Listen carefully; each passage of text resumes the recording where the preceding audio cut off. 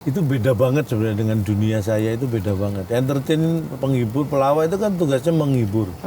Namanya tugasnya menghibur itu ya kita siapapun harus kita hibur gitu, nggak milih-milih kan gitu. Tapi begitu Anda berpolitik kan sudah tidak bisa seperti itu. Namanya politik ya harus milih-milih, nggak bisa enggak. Kecuali kalau harus sudah punya tugas ya harus itu nggak boleh milih-milih. Saya jadi kader partai ya otomatis saya akan memperjuangkan partai tersebut misalnya kan gitu. Harus milih kan. Dan bukan hanya kader partai, bahkan untuk urusan pilkada pun sebenarnya saya sudah pernah ditawarin untuk menjadi salah satu calon gitu kan. Cuma memang kebetulan selain saya sendiri belum terbuka untuk itu, kebetulan terutama anak saya juga, anak saya yang perempuan terutama yang kecil, kurang dukung.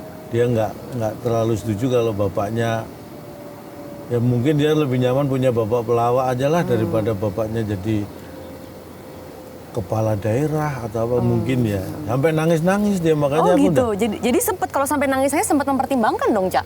Jadi waktu itu pernah sampai pada sudah titik terakhir nih saya ditawarin itu udah sampai pada titik terakhir. Udah sempat mau ngambil, sempat gitu.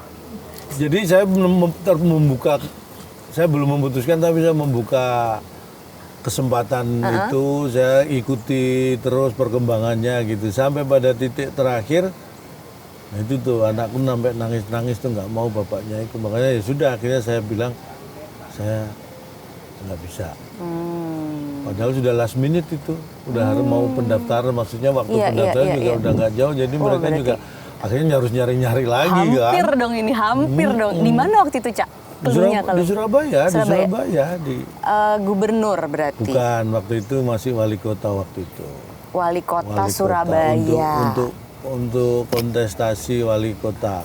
Kebetulan sebenarnya kalau calon wali kotanya sudah ada 2. Oh, berarti wakilnya. Nah, saya diminta salah satu ini itu cluenya. Pada waktu itu ya itu mungkin 6 tahun yang Padahal pasti banyak yang milih loh, Cak. Iya, nggak tahu juga kan. Makanya aku sedihnya tuh gini, kadang-kadang mungkin kalau pikiran orang kan seperti kamu. Memang kalau public figure itu wah pasti banyak. Cuma kadang-kadang aku mikirnya gini. Terus apa yang didapat oleh pemilih ketika sudah memilih saya?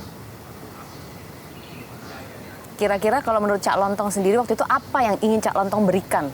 Ya kan makanya pada pemilih Cak Lontong. Waktu itu kan Cak Lontong soalnya udah hampir nih, udah mau bilang Ya, iya. saya berarti kan udah ada, berarti saya mau begini di Surabaya, udah ada pikiran kayak gitu dong. Nah itu juga yang saya juga nggak tahu waktu itu, saya ada pikiran. Saya perasaan nggak pernah punya pikiran.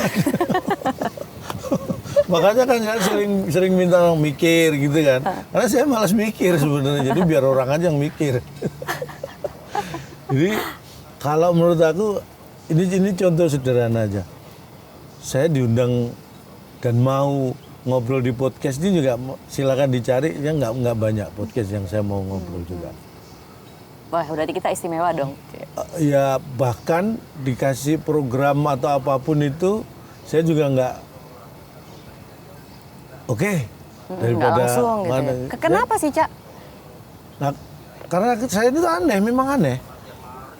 Jadi ya gini ya, saya itu orang entertain, dimanapun orang entertain itu biasanya kan pada popularitas.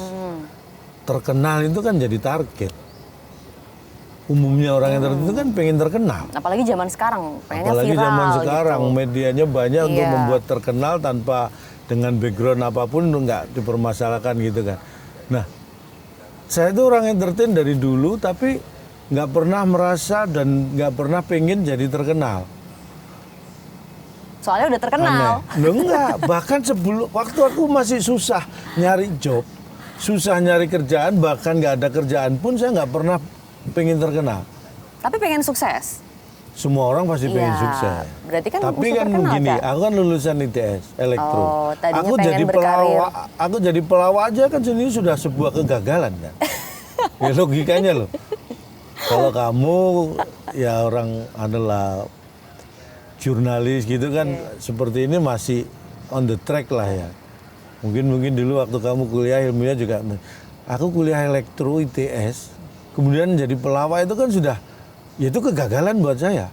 Itu sebenarnya indikasi bahwa saya gagal sebenarnya.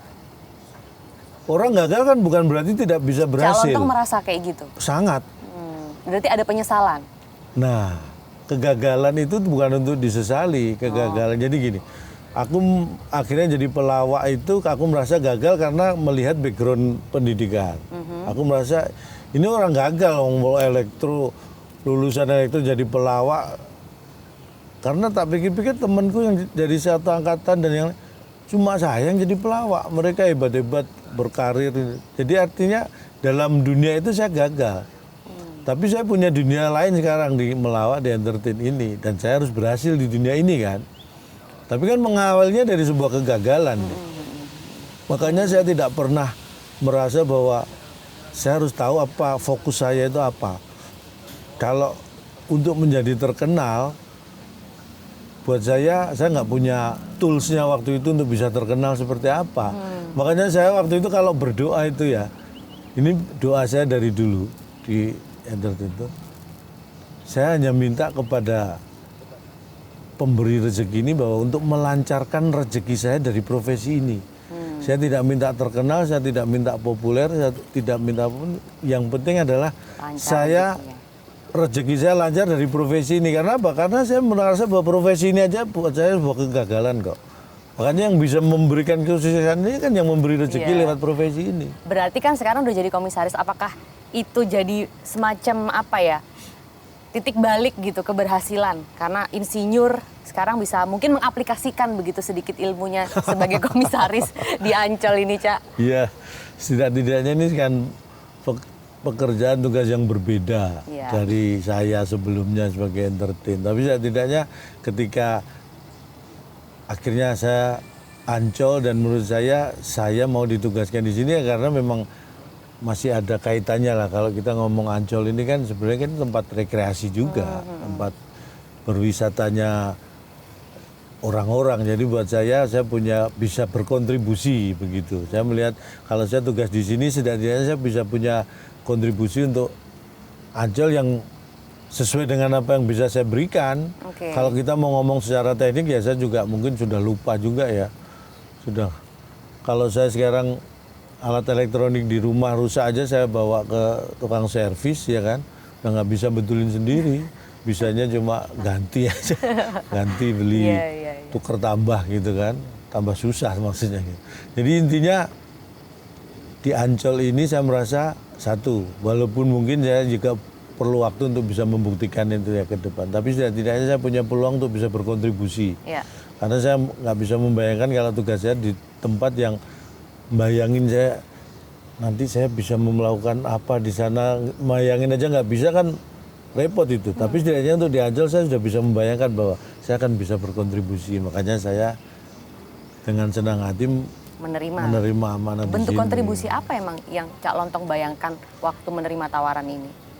Karena begini, banyak Ancol itu banyak hal yang kalau kamu pernah dengar pasti ya di sini ada pasar seni namanya kan. Itu di eranya itu ini tempat berkumpulnya seniman-seniman. Dulu setiap malam-malam tertentu itu untuk ada Friday Jazz Night dulu gitu. Jadi setiap Jumat malam itu untuk jazz, ada untuk komedi, untuk apa. Tapi itu sudah 10 tahun lebih mungkin sudah hilang itu dari Ancol. Jadi pasar seni juga sudah tidak bisa berkegiatan seperti itu lagi. Nah kayak seperti itu kan saya bisa memberikan pemikiran-pemikiran. Dan ini ke depan insya Allah ini sudah kita mendatangkan ya bekerja sama dengan pihak-pihak investor terutama untuk saya punya mimpi atau punya harapan bisa membuat pasar seni hidup lagi terutama untuk seniman-seniman itu. Ya contoh salah satu contohnya itu, tapi masih banyak. Karena Ancol ini juga tempat kalau kita ngomong tempat konser-konser, tempat yang bisa digunakan untuk kegiatan-kegiatan yang berkaitan dengan seni dan budaya. Jadi sangat terbuka peluang saya untuk bisa memberikan pemikiran lah. Karena saya juga pada posisi yang bukan di manajemen kan, jadi bisa memberikan masukan, mengawasi gitu aja. Itu jadi pertimbangannya kenapa saya merasa bisa memberi kontribusi ya karena pertimbangan masih itu. Nyambung ya. Masih ada nyambungnya itu. Coba kalau di taruh di atau ditugaskan di BUMD yang ngurusin bank misalnya. PAM ngurusin air lah, saya ngapain? Iya, Pelawak ngurusin air, emang saya avatar ya kan? Bisa. Oke, tapi kalau balik lagi nih Cak, soal kedekatan Cak Lontong begitu ya dengan partai politik. Sedekat apa sih misalnya sama PDIP? Langsung aja deh. Dekat, memang dekat saya dekat. Berarti yang nawar-nawarin ini PDIP selama ini? Sebelumnya bukan hanya PDIP yang paling getol deh, paling sering. Sebenarnya kalau dengan PDIP kayaknya mereka malah menganggap atau menganggap saya udah keluarganya kali ya. Jadi malah mungkin mereka nggak menawarkan, mungkin malah dikira sebenarnya sudah kader gitu kali ya.